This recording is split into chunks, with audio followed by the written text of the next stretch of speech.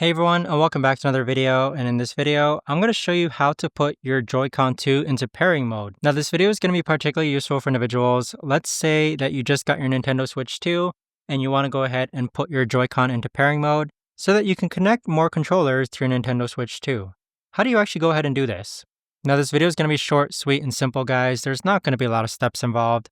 But what we're first going to do is let's actually go ahead and navigate to where it says controllers. And let's remove our Joy-Cons from the Nintendo Switch 2. So go ahead and click on change grip and order. So in order to actually go ahead and put your Joy-Con into pairing mode, you're going to see this dot or button right over here.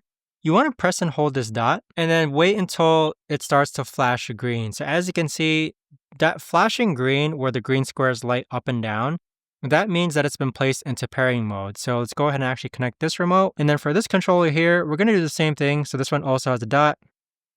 Press and hold it until it lights up green. And then now it's in pairing mode. So that right there, guys, is the best and easiest way that I know of to actually go ahead and put the Joy-Con 2 sticks into pairing mode.